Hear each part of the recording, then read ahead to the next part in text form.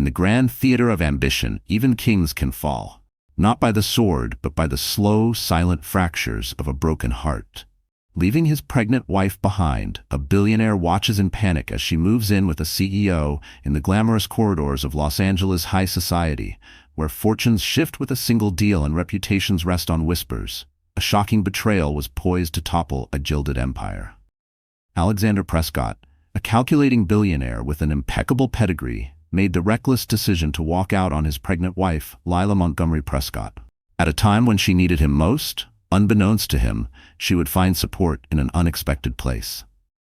Daniel Whitmore, a powerful CEO whose charm and compassion eclipsed Alexander's cold ambition. As scandal brews and loyalties are tested, everyone wonders how far desperation and regret will drive the man who once had everything. Alexander Prescott grew up in a world where doormen greeted him by name, private drivers ferried him to exclusive prep schools, and his every whim was indulged by a coterie of well-paid staff. His father, Edward Prescott, had amassed a fortune in real estate and tech investments, famously turning a $5 million loan into a multi-billion-dollar empire. Their only son was educated at the most prestigious institutions, Eton in his teenage years and Harvard Business School in his 20s. His world had always been perfectly orchestrated, with power and prestige forming the backbone of his identity. It was at a Bel Air charity event that he first encountered Lila Montgomery. While everyone there flaunted wealth in designer suits and jewel-toned gowns, Lila wore a simple, understated dress with minimal jewelry. Unlike the other guests who postured for cameras, Lila spent the evening chatting with older philanthropists and personally thanking donors. Something about her genuine warmth charmed Alexander, a man who was rarely moved by anything beyond profit margins and strategic alliances. They dated for 6 whirlwind months, a courtship filled with quiet dinners, philanthropic galas, and spontaneous flights to tropical islands. Lila's modest upbringing in Sonoma Valley, California, gave her a refreshing sincerity, though she found Alexander's world intimidating. She carried herself with quiet confidence. Her background as an interior designer, with a knack for repurposing vintage finds, served as a grounding force against Alexander's luxurious tastes. 2 years into marriage, life appeared idyllic. Their wedding had graced the social pages. Prescott heir weds benevolent beauty in lavish ceremony. The storybook union seemed complete when Lila discovered she was pregnant, but behind the polished facade, tension brewed. Alexander, newly placed at the helm of Prescott Industries, sank deeper into a cutthroat corporate environment. Long days morphed into all-nighters, and anxious phone calls from the board replaced dinner conversations. Lila, once in awe of her husband's confidence, began seeing darker shades of that ambition. He was critical of her slower pace, her desire to create a warm home environment. He dismissed her gentle suggestions about balancing family and career. While she tried to be supportive, standing by him at events and managing her own blossoming design business, Alexander's drive left little emotional space for her or the unborn child. A subtle distance took hold in their penthouse in Bel Air. Lila, who used to look forward to Alexander's return each night, now dreaded his clipped tone and the frustrated sighs he heaved when confronted with any pregnancy-related talk. When she nudged him about attending prenatal classes, he brushed off the idea, retorting he had a company to run. Lila felt her heartbreak deepen with each rejection. Little did she know that the cracks forming now would soon split their marriage wide open. Alexander, so confident in his powerful name and bottomless bank account, would learn that money can't buy back trust once it is shattered, nor prevent the unstoppable force of regret. The turning point arrived on an unseasonably warm night in late March. Lila was 4 months pregnant, reeling from morning sickness and the swirl of hormones.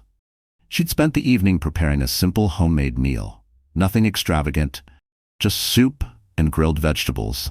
Alexander was supposed to be home by 8 for once, having promised to discuss the next ultrasound appointment. He never made it.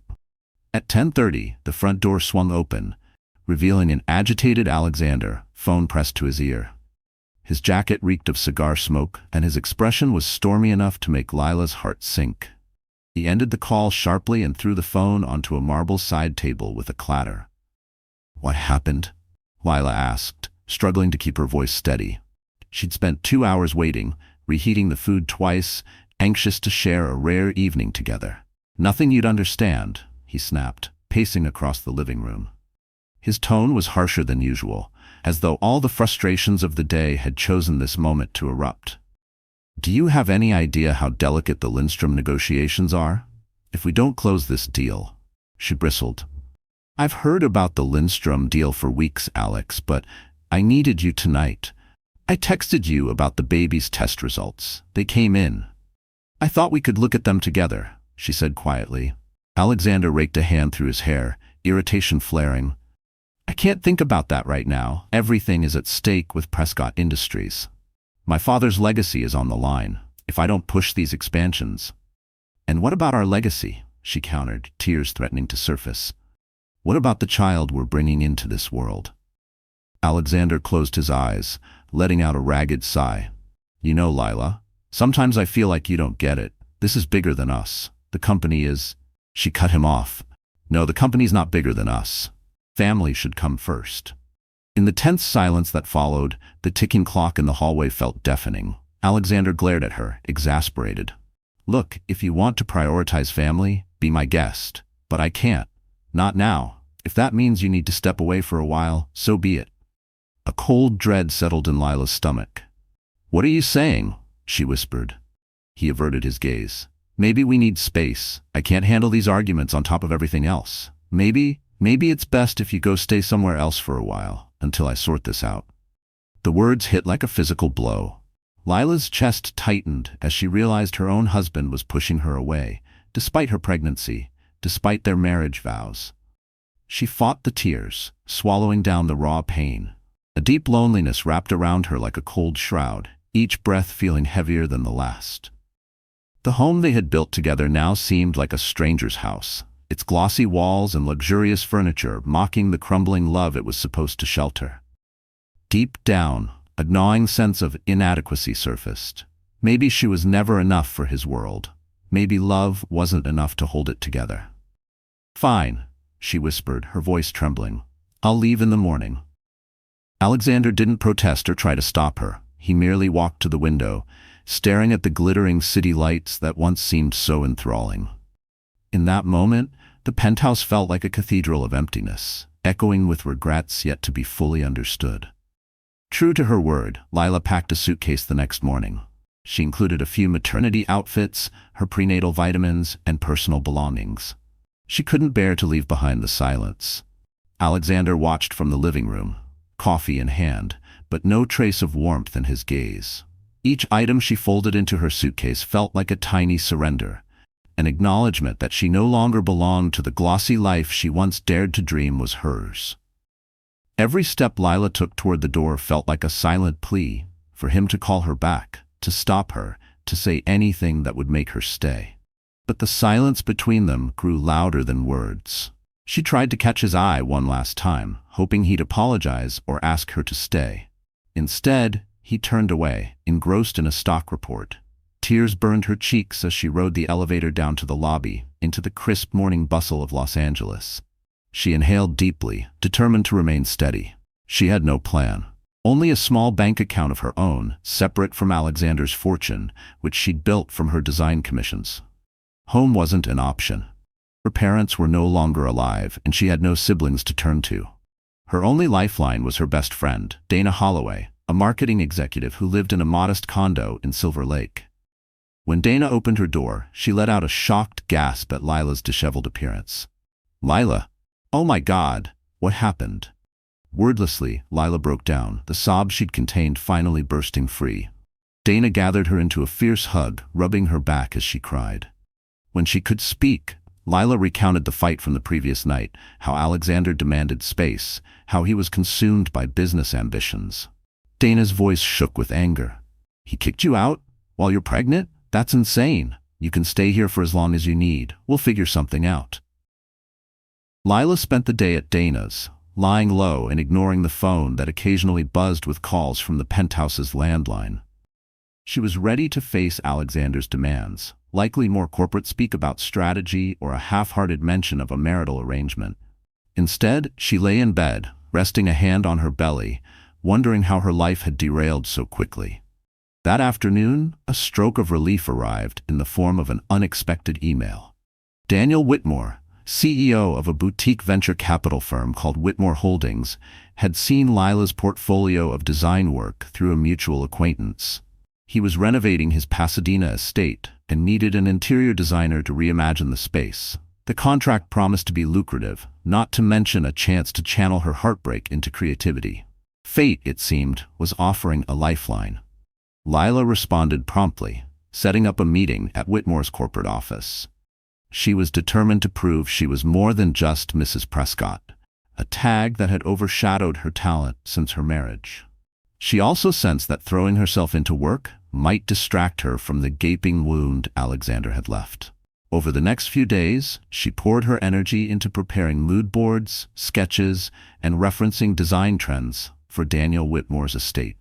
When the day of their scheduled meeting arrived, she put on her best maternity blazer, practiced her pitch in the mirror, and tried to quell the swirling mix of excitement and anxiety. Little did she know that Daniel Whitmore was about to become far more than just a client, and that accepting his help would set off a chain of events that would send Alexander's world spinning out of control. The offices of Whitmore Holdings occupied a sleek, modern building near the Pacific coastline. Floor-to-ceiling windows captured panoramic views of the ocean, and the reception area featured minimalist art that exuded tasteful sophistication. Exuding tasteful sophistication, Lila felt a flicker of nerves as she approached the front desk, recalling how her last business pitch had been overshadowed by the brand power of her soon-to-be husband, Alexander. This time, she stood alone, representing her own brand and skill. The receptionist led her to a glass-walled conference room where Daniel Whitmore awaited. A tall man in his late 30s, Daniel possessed an air of quiet assurance rather than the loud bravado that often accompanied CEOs. His crisp charcoal suit hinted at wealth, but his calm demeanor and genuine smile suggested he didn't rely on intimidation. Lila found it refreshing after years of living with Alexander's stern sense of self-importance. "Miss Montgomery, thank you for coming," he greeted, gesturing to a plush chair across from him. "I've heard marvelous things about your design approach." Lila introduced herself, then launched into her prepared pitch, showing him color palettes, architectural references, and a preliminary vision for the estate's interior. She made an effort to hide any personal turmoil, focusing purely on professionalism. Daniel listened intently, occasionally jotting notes or asking targeted questions. As the meeting progressed, Lila sensed his interest was genuine. He was impressed by her innovative suggestions for integrating modern lines with the estate's classic structure. When she finished, he leaned back, folding his hands. "I appreciate your thoroughness. My schedule is hectic, and I need someone I can trust to manage this project autonomously. You strike me as someone who values excellence and detail." A flush of pride warmed Lila's cheeks. "Thank you, Mr. Whitmore. I believe in delivering the highest standards." He smiled. "I think we can drop the formalities. Call me Daniel, and I'd be honored if you'd take on this project. My only concern, you're expecting. Will that timeline be an issue for you?" Lila's stomach twisted. She worried any mention of pregnancy might undermine her business credibility, but Daniel's tone wasn't condescending or dismissive. It was sympathetic, as if he genuinely cared about her well-being. She cleared her throat. "I'm due in a few months. I'm confident I can manage the bulk of the planning and initial phases before then. Perhaps we can establish a short break around my due date." Daniel nodded, an empathetic expression flickering across his features. "That's entirely reasonable. Let's finalize a contract and coordinate a schedule. If you need additional team members, let me know. I want this project done right, and I'm not afraid to invest in the best resources." Relief washed over Lila. For the first time since her marriage had imploded, she felt valued for her talent. After they concluded, Daniel walked her to the lobby, sharing tidbits about the estate's history. She found herself laughing at a light-hearted joke he made about the property's quirky architecture, momentarily forgetting the heartbreak she had left behind. Before parting ways, he offered a business card. "If you have any questions, don't hesitate to reach out, and take care of yourself. Stress can be tough during pregnancy." The sincerity in his voice caught her off guard. She realized how starved she was for genuine kindness. Alexander had grown so distant, yet this near stranger cared enough to show concern. It bolstered her courage to keep moving forward. She stepped onto the sidewalk with a buoyant step, feeling an undercurrent of possibilities stir within her. Meanwhile, across Los Angeles in his palatial office at Prescott Industries, Alexander was about to discover that banishing his wife wasn't just a personal mistake, but one that could unravel everything he held dear.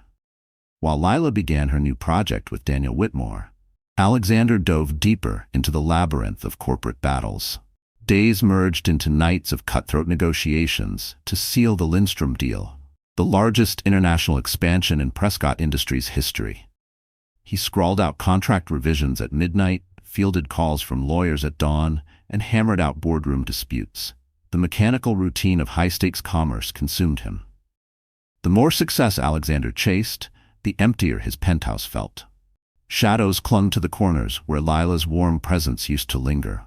He told himself her departure was temporary. Once the Lindstrom acquisition stabilized, they could reconcile.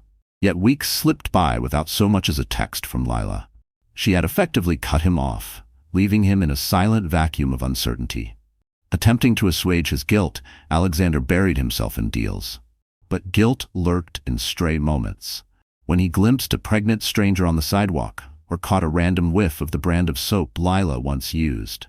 Late at night, he'd stand by the nursery they had started planning, the half-painted walls reminding him of a future he was systematically neglecting. He was systematically neglecting everything. One afternoon, while scanning a glossy business magazine, Alexander stumbled upon a profile piece on Daniel Whitmore. "The Vanguard CEO taking Los Angeles by storm," read the headline. A full-page photo showed Daniel in a tailored suit, leaning casually against a polished mahogany desk. The article praised his philanthropic ventures, referencing a new property renovation in Pasadena. No mention of Lila, of course, but a subtle disquiet rattled Alexander. He vaguely recalled hearing about Whitmore's fortune. Self-made in venture capital, rumored to have a personal net worth that rivaled certain old money dynasties. Setting the magazine aside, Alexander tried to dismiss any concerns, but an uneasy tingle followed him. If Lila was working on that estate, she was in close proximity to a man whose calm, confident style contrasted sharply with Alexander's own intensity. A pang of jealousy sparked. He told himself that, no matter her new circles, Lila was still his wife, pregnant with his child. She'd return. Eventually, wouldn't she? On a rare break, he dialed her number, but it went straight to voicemail. He left a terse message. "We need to talk about the baby. Call me back." Another day passed. No response. Agitated, he tried again, only to realize she had blocked him. A swirl of fear and anger welled in his gut. How dare she shut him out? He turned to Dana Holloway, Lila's best friend, only to be met with a chilly rebuff. "Harper's done being your afterthought," Dana said firmly. Furious, he demanded an explanation, but got nowhere. Meanwhile, his own mother, Olivia Prescott, scolded him for allowing such a domestic fiasco to overshadow the family's pristine image. She insisted he fix the situation before the gossip columns caught wind. Her solution: a contrived apology, perhaps a spa weekend. Alexander found the idea shallow, but desperation gnawed at him, so he half-heartedly agreed to meet with Lila when the time was right. He had no idea that fate would soon spiral out of his control. Daniel Whitmore was about to become a significant figure in Lila's personal life, bridging the chasm Alexander had so recklessly opened. And when news reached him that Lila was no longer just working with Daniel, but living under his roof, Alexander's carefully curated composure would break in ways no business deal could mend. Lila's new contract with Daniel required frequent trips to his Pasadena estate. At first, she'd drive up with a drafting table wedged into Dana's trunk, working inside the sprawling mansion that was undergoing renovation from floor to ceiling. She supervised contractors, selected paint palettes, light fixtures, and custom furniture to complement the estate's classical architecture. Daniel visited on weekends to review progress, wandering the echoing halls, occasionally offering input, but largely deferring to her creative instincts. Lila found his trust refreshing. Over casual lunches on the terrace, they exchanged stories. Her childhood in Sonoma Valley, his early struggles pitching his first startup, her recent heartbreak. He listened without judgment, the empathy in his gaze encouraging her to open up about Alexander's neglect. As her belly grew heavier, climbing the estate's multiple staircases became cumbersome. She noticed fatigue creeping in, and the hour-long drive each way drained her further. Sensing her discomfort, Daniel gently proposed an alternative. Why not stay in one of the estate's guest suites while you work? It'll save you the commute, and you can oversee everything day by day. At first, the idea startled her. She worried about impropriety, about fueling rumors, but Daniel's sincerity was hard to ignore. I don't want to impose, she murmured. You wouldn't be imposing. Honestly, the place is so vast, I barely utilize half the rooms. I'd feel better knowing you're comfortable, especially with the pregnancy. After days of indecision, a minor pregnancy scare pushed her to accept. She experienced dizzy spells while driving, a near miss on the highway. The frightened call to her obstetrician ended with firm advice to reduce stress and travel. So she agreed to Daniel's offer, rationalizing it as a purely practical arrangement. When she told Dana, her friend teased, living with a tall, dark, philanthropic CEO? That's like the plot of a romance novel. Lila rolled her eyes, but couldn't deny the sense of relief at removing daily travel from her routine. She remained vigilant, however, ensuring clear professional boundaries. This was about her safety and the job, nothing more. The move happened quietly on a breezy Saturday. Dana helped Lila pack essentials, maternity clothes, design tools, personal keepsakes. As they pulled into the estate's sweeping driveway, a mixture of nerves and cautious excitement buzzed in Lila's chest. She tried to ignore the faint voice in her head warning of Alexander's reaction if he found out. Daniel welcomed her warmly, showing her the spacious guest suite, a bright room with tall windows overlooking manicured gardens. A private sitting area allowed her to spread out her design materials. That evening, Lila found herself dozing off to the gentle hum of crickets and the faint babbling of a courtyard fountain, a stark contrast to the city's roar. Although she felt a twinge of guilt for feeling comfortable in another man's home while still legally married to Alexander, her rational mind reminded her. He cast you out. He made his choice. A choice that, by the following morning, would put a scandalous spin on everything Alexander treasured. Because word of Lila's presence at Daniel Whitmore's estate was about to leak. And the man who believed all could be resolved with a show of power or money would soon face a situation he could not simply buy his way out of. He couldn't simply buy his way out of this. Alexander first heard the rumor from a longtime business associate, Lawrence Pierce, who dropped it casually over drinks at a private club. So your wife's taken up with Daniel Whitmore, Lawrence said lightly. A prickle of hostility shot up Alexander's spine.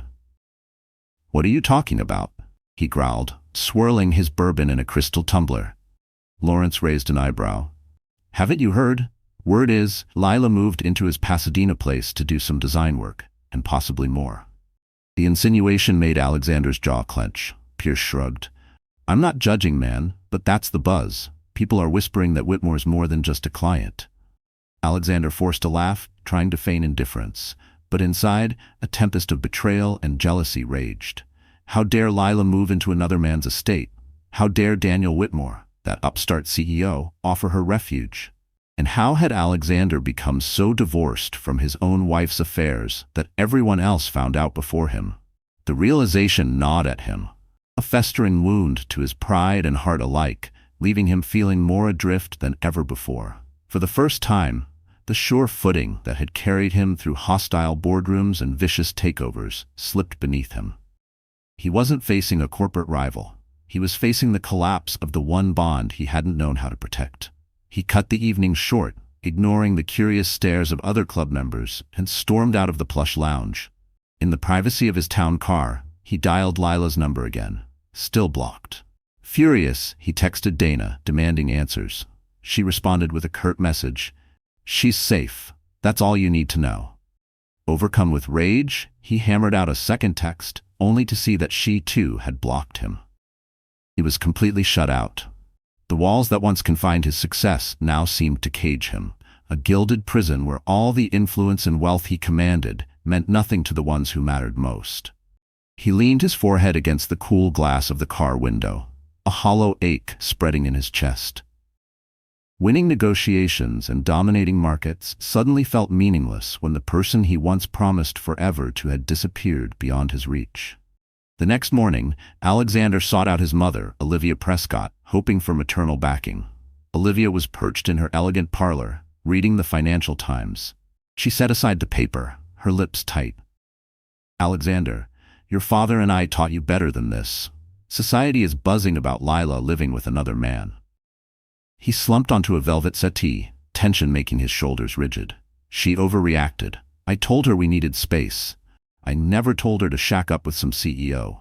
Olivia's polished nails tapped on the side table. "You told your pregnant wife to leave. My God, Alexander, what were you thinking?" "I was under so much pressure with the Lindstrom deal," he began, but she cut him off. "Business is no excuse to abandon your family. You risk more than just your marriage. Our entire reputation is on the line." She exhaled, rising from her seat. "You must fix this before the tabloids spin it into a scandal." It finally dawned on Alexander that while he was fixated on expansions and brand deals, Lila was seeking solace elsewhere. The bitter taste of regret filled his mouth, and for the first time he wondered if all the deals in the world were worth losing the only family he could ever claim. The day ended with him pacing the penthouse, his mind racing.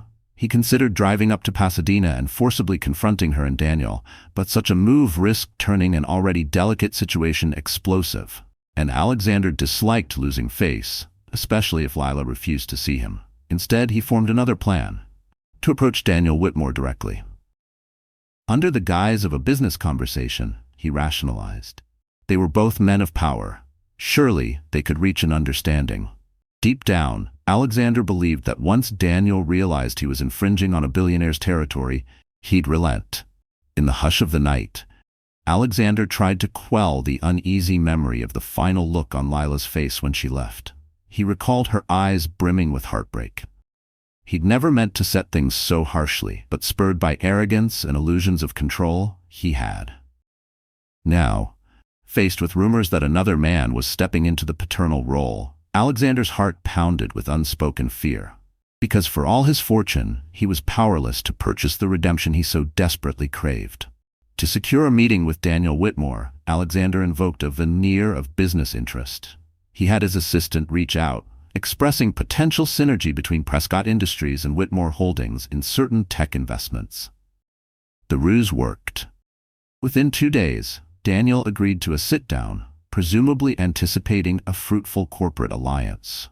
The meeting was scheduled at a neutral location, a private lounge within Los Angeles' illustrious Meridian Hotel. Alexander arrived early, unsettled by the tension thrumming in his veins. He practiced calm lines in front of the mirror, determined not to let jealousy unravel him. This was a man-to-man discussion, he reminded himself. No outbursts. Daniel Whitmore walked in precisely on time, exuding the composed confidence of a man who earned his success through intelligence and empathy.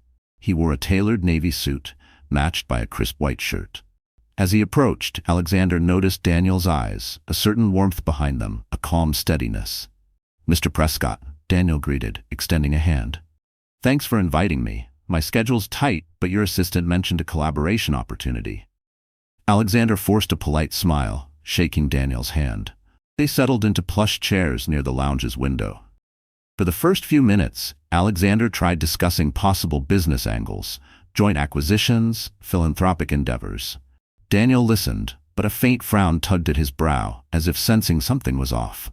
Finally, Alexander cut to the chase. "I understand you've hired Lila, my wife, to renovate your Pasadena property." Daniel's eyes flickered in acknowledgement. "Yes, she's been doing an excellent job. Her designs are stunning." Alexander stiffened. "I also hear she's been staying there." Daniel took a measured breath, placing a hand on his knee. "Lila's living arrangements are her personal choice. She's had a difficult time recently."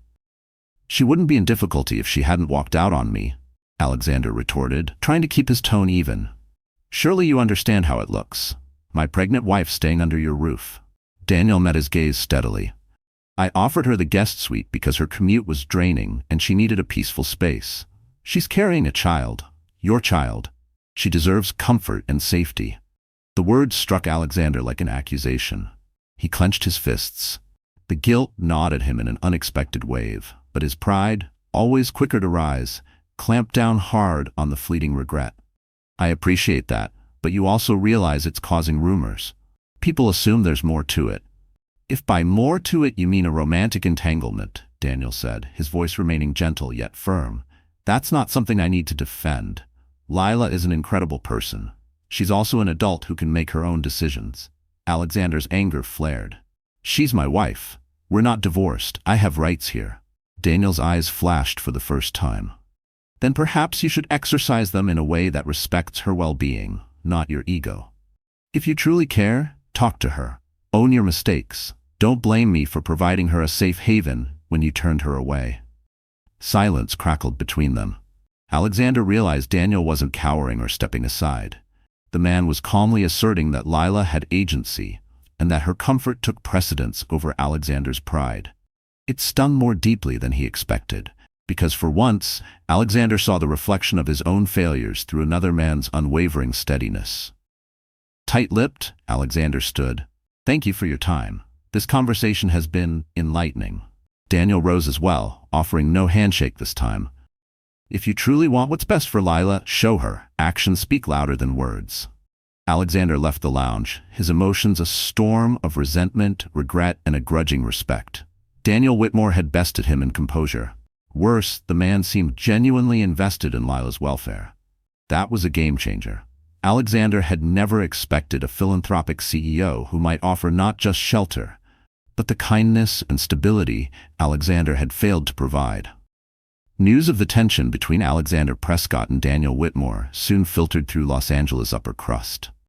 Though discreet, the exchange at the Meridian Hotel was spotted by a paparazzo lurking near the lobby. Speculation surged. Was Lila divorcing Alexander? Would the baby be raised with Daniel as a surrogate father? None of this made its way into official tabloids yet, but the hush of private conversations carried the rumor like wildfire. Allies of the Prescott family fretted over the brand's potential tarnish. Board members at Prescott Industries quietly expressed concern that Alexander's personal drama might distract from crucial deals. Meanwhile, distant relatives of Lila's, who rarely engaged with her, now called to glean gossip. Tucked away in the peaceful enclave of Daniel's estate, Lila discovered the swirl of speculation one morning when Dana forwarded an email from a friend. The friend, a socialite, wondered if Lila had truly abandoned her marriage for Daniel Whitmore's billions. Mortified, Lila cradled her phone, reading the message with trembling hands. She had never intended to spark a public scandal. But Alexander's bitterness and Daniel's protective stance had become fodder for salacious rumor. Later that day, Daniel noticed Lila's distress. She was reviewing paint samples in the grand foyer when he approached. "You look upset," he commented gently. "What's wrong?" She hesitated, then showed him the email. "They think we're an item," she said bitterly. "That I used my pregnancy as a stepping stone to jump from one billionaire to another." Her cheeks flamed with shame. Daniel's expression darkened. "That's ridiculous. You have nothing to prove to those gossips. You're here for work and for your safety." She tried to smile, but tears pooled in her eyes. "I just hate being a spectacle. Alexander's mother must be mortified. And he, well, he might be furious." "Let him be," Daniel said firmly, though not unkindly. "You deserve peace, Lila. You're not a commodity to be traded between powerful men." His words eased some of her tension. She nodded, resolving to press forward with the project and avoid the outside noise. Meanwhile, while she scheduled an appointment with her obstetrician to ensure the baby was still thriving amid the emotional upheaval, unbeknownst to her, Alexander was busy orchestrating a new approach, one that combined legal strong-arming with manipulative charm. He consulted a high-profile divorce lawyer, Marcus Silverstein, behind closed doors. The plan: if Lila refused to return home, Alexander could leverage his paternal rights. He painted the scenario as though Lila had abducted his unborn child by refusing him contact. Marcus cautioned him, "Your standing in court might be compromised if the judge views your actions as abandonment. Are you sure you want to escalate this legally?" Alexander's eyes narrowed. "I'm not giving up. That child is mine." "I refuse to let Daniel Whitmore or anyone else overshadow that," Alexander said firmly. The lawyer gave a non-committal nod, letting Alexander's determination hang in the air. That same evening, Alexander typed a carefully crafted letter to Lila, adopting a gentler tone. He apologized for his outburst, claimed he missed her, and wanted to settle matters privately. In truth, it was a ploy to coax her away from Daniel's domain. When Lila received the email, a swirl of conflicting emotions overcame her. She read his words, references to their early love, regrets for the misunderstandings, and tears slipped down her cheeks. Part of her yearned for reconciliation, but she also recalled the coldness in Alexander's voice when he demanded she leave. A shiver of hesitation coiled through her. She longed to believe in his promises of change, but fear clutched at her heart. Fear that the warmth in his words would once again freeze into indifference once he had what he wanted. Could she truly risk her heart, and now her child's future, on a man who had shattered both so easily before? Now, with her baby soon to arrive, she stood at a crossroads. Accept Alexander's olive branch and risk further neglect, or remain in Daniel's supportive orbit, igniting rumors and the possibility of a scandalous future. Little did she realize, fate was about to force her hand in a far more dramatic way, one that neither Alexander nor Daniel could fully control. 2 months later, Lila was in her 3rd trimester, juggling design deadlines and frequent prenatal checkups. She had grown close to Daniel in a comfortable, platonic way, sharing breakfasts in the Manor's sunlit dining room, exchanging book recommendations, and discussing philanthropic ideas. She found him both intellectually stimulating and emotionally grounded, a stark contrast to Alexander's relentless ambition. She still read Alexander's occasional emails or texts, some contrite, some angry, but left them largely unanswered. He hovered on the fringes of her life, an intangible presence. She tried to remind herself that his frustration stemmed from fear, not necessarily cruelty. Yet every time she pictured him demanding she leave, her heart constricted. Then came the day everything changed.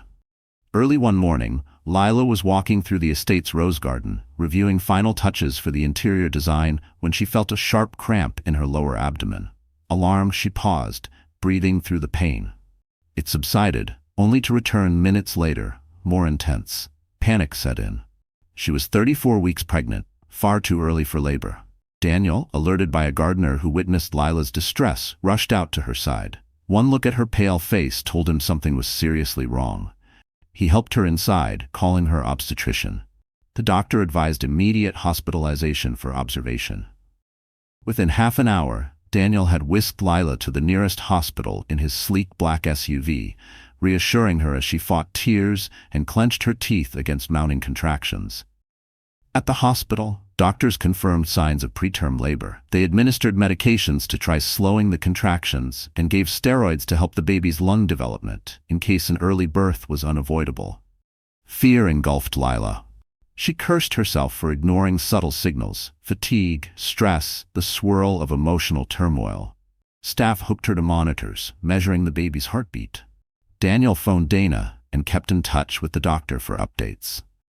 Then, in a move that showcased his remarkable empathy, Daniel called Alexander, regardless of their differences. The father deserved to know. "Lila's in the hospital," Daniel said quietly when Alexander answered.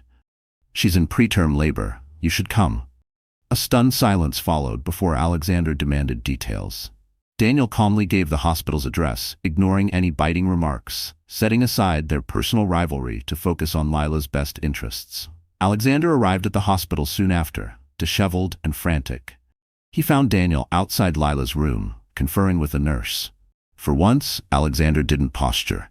His anxious eyes jumped from Daniel to the closed door. "Is she okay?" he asked, voice tight. Daniel nodded, stepping aside. "They're doing everything they can to stop labor. She's stable for now." Swallowing his pride, Alexander quietly opened the door. Inside, Lila lay on a hospital bed, an IV drip in her arm, her face drawn with fear. She looked up, and their eyes met. For a moment, the heartbreak and anger receded, replaced by a more primal bond. They were about to become parents, possibly sooner than expected. She forced a small smile, tears glistening in her eyes. "They said the baby's heartbeat is strong," she murmured. "They're trying to keep him or her inside a bit longer." Alexander gently took her hand. "I'm here," he murmured. "I'm sorry for everything." Lila closed her eyes, exhaling shakily. She felt a tangle of emotions, relief that he came, lingering hurt, and unexpected gratitude for Daniel standing quietly behind him. For the first time in a long while, she let herself lean into hope. Not for a perfect reunion, but for something rawer, more honest, and perhaps more forgiving. But the battle between her heart and her memory raged on, just beneath the surface. This surreal convergence of father and caretaker overshadowed the messy drama of recent weeks. In that moment, the baby's fate became paramount.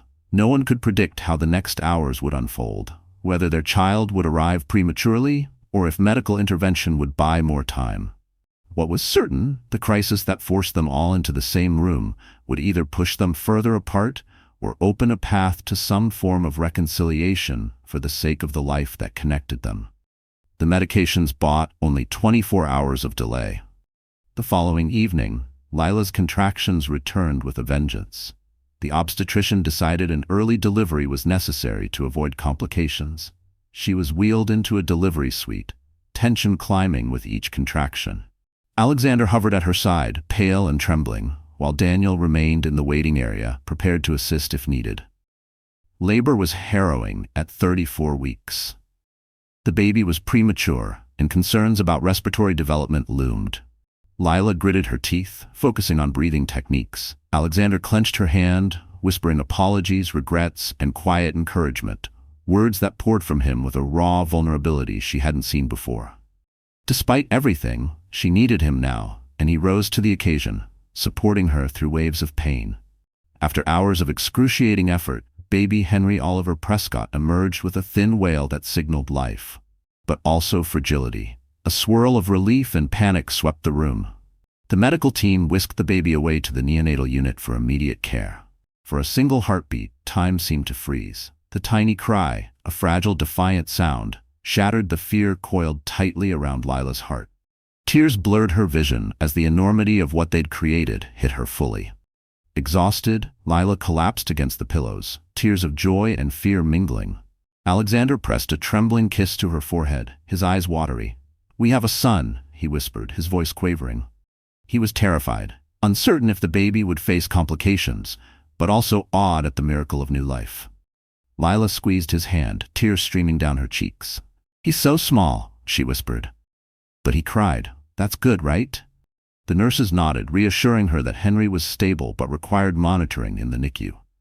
When the doctor permitted visitors, Alexander peered through the NICU's glass, gazing at the fragile infant in an incubator. Overcome, he realized the magnitude of fatherhood and the heartbreak of almost missing out on these precious moments. A crushing wave of guilt washed over him, sharper than any boardroom defeat he had ever endured. This tiny life had depended on him all along, and he had almost failed before it even began.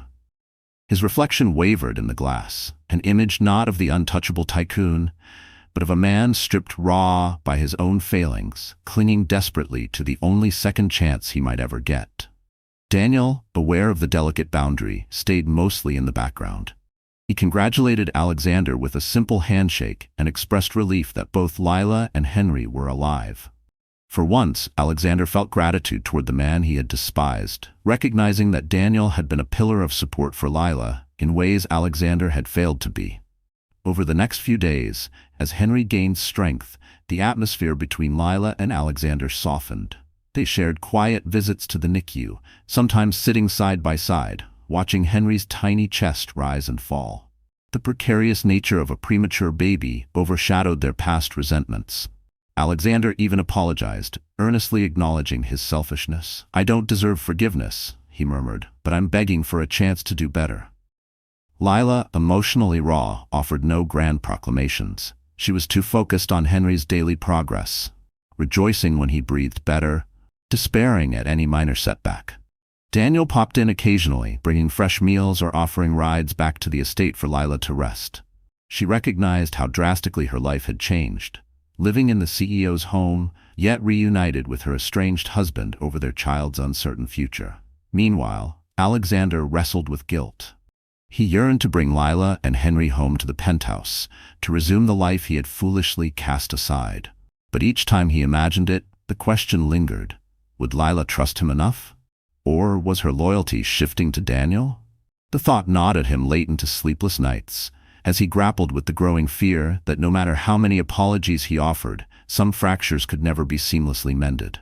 One evening, while Lila slept in her hospital room, Alexander found Daniel in the corridor.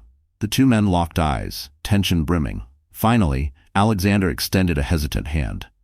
"Thank you," he said, words heavy with sincerity, "for looking after her and for telling me about the labor." Daniel studied him, then gave a slight nod. "Lila's well-being matters more than any feud. Henry's precious. He needs both his parents." Alexander's chest tightened. "I want to do right by them," he paused, swallowing. "But if she chooses to stay at your place, that's her decision. I can't force her back." Daniel's voice was steady. "Lila is free to choose. I'll support whatever she decides." Left unsaid was the question of whether Lila might choose Daniel. Neither man pressed for clarity. In that hospital corridor, overshadowed by the beeping of monitors and the hum of overhead lights, both recognized that a fragile life had rearranged their priorities, and none of them would leave unchanged. 2 weeks later, baby Henry was healthy enough to leave the NICU. For Lila, it was a moment of profound relief. Cradling her son, feeling his warmth, hearing his soft coos made every heartbreak and anxiety melt away. Alexander hovered close, tears shining in his eyes. When the nurses finally disconnected Henry from the last of the monitors, the question remained: where would Lila and Henry go? The day of discharge, she gathered her things in the hospital room, eyeing the suitcase. Alexander stood by awkwardly, hopeful. Meanwhile, Daniel arrived, offering a gentle smile. "I brought a car seat for Henry," he said. "Thought you might need it." Her gaze flicked between the two men, each representing different paths. She took a shaky breath, pressing her lips to Henry's downy head.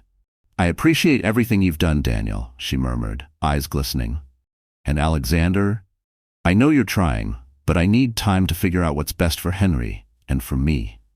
Alexander nodded, heartbreak flickering across his face. "Wherever you go, I'd like to be part of Henry's life. You both can rely on me, financially, emotionally, any way you want." Daniel lowered his gaze respectfully. "My door's always open if you need a safe space. But I understand if you prefer a more private environment." Lila felt an ache in her chest, recalling the penthouse's emptiness and Alexander's former neglect. Yet she also recognized his recent efforts. I'll go back to the estate, for now," she decided, her voice trembling. "It's where Henry's nursery is almost finished, and the environment is calm. Alexander, we can arrange visits, or you can stay nearby if you want." While relief shone briefly in Daniel's eyes, Alexander's shoulders sagged, but he nodded, forcing a supportive smile. He couldn't protest. He had lost the right to demands when he drove her away. "I understand," he said quietly. Days later, the trio parted ways. Daniel drove Lila and Henry to his Pasadena estate, ensuring the baby seat was secure.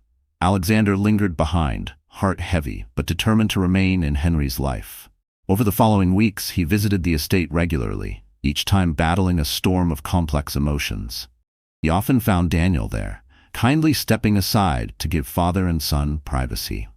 Slowly, a new rhythm emerged.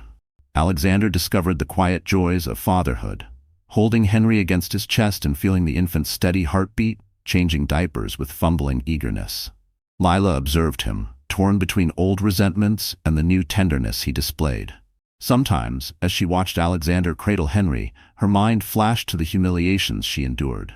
But for Henry's sake, she extended cautious grace. Daniel maintained a respectful distance. The estate was large enough for everyone to coexist without constant awkwardness. He even offered Alexander a separate room if needed, ensuring Henry's father had a place to rest after long evenings. This improbable arrangement made the estate a safe bubble of sorts, though rumors about Lila living with two men flared in certain circles. She shrugged off the talk, focusing on Henry's well-being. One crisp morning, while Henry napped in a sunlit corner, Alexander and Lila walked the garden paths. He spoke haltingly about therapy sessions he had started, an attempt to address his workaholic patterns and emotional aloofness. She listened, heart softening at the vulnerability in his voice. "I'm not perfect," he admitted, "but I see how toxic I became. I want to be better. For you, for Henry, and for myself."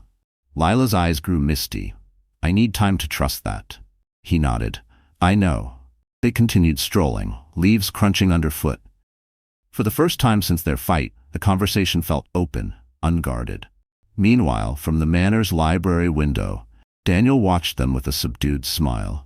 He recognized that while he cared deeply for Lila, she and Alexander shared a bond that spanned love, heartbreak, and now the life of an innocent child. If they found a way back to each other in a healthier form, Daniel wouldn't stand in their path. As the weeks turned to months, Henry thrived, growing chunkier, more alert, responding with giggles to the odd household dynamic. Lila completed the estate's renovation, finishing her contract with Daniel. She faced another crossroad: remain under Daniel's roof or attempt to rebuild a home with Alexander. The final choice remained a tangle of love, forgiveness, and the unspoken truth that at times she had begun to see Daniel as more than just a friend. But for now, the estate's wide halls echoed with renewed possibilities. Henry's soft laughter, the fragrance of newly hung drapes, the hush of the wooded grounds. Life had changed irrevocably, but perhaps for the better. The future was an open page, ready to be written by hearts that had learned painfully the value of compassion and the cost of pride. Lila, Alexander, and their infant son Henry found an unlikely sense of peace at Daniel Whitmore's estate, learning that compassion can come from unexpected places, and that true love demands honesty, empathy, and the willingness to grow. Though Alexander's betrayal nearly shattered Lila's trust, the bond forged by Henry's premature birth prompted each person involved to face their flaws and let go of resentment. Whether Lila decides to rebuild her marriage with Alexander or pursue a brand new path, one thing remains clear: her voice, her worth, and her ability to stand strong for herself and her child will guide her future steps. Dear friend, life often teaches us that healing doesn't come from erasing the past. It comes from facing it with open eyes and a softer heart. In the quiet moments of rebuilding, we realize, as the Stoics believed, that true strength lies not in controlling others, but in mastering ourselves.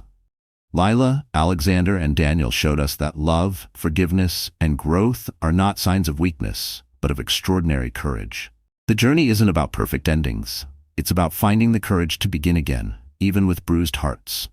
No matter where you stand today, remember, the chapters you write with compassion will always be the ones that endure.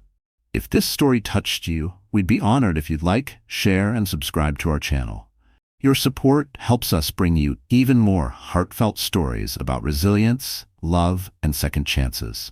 Thank you for being here with us.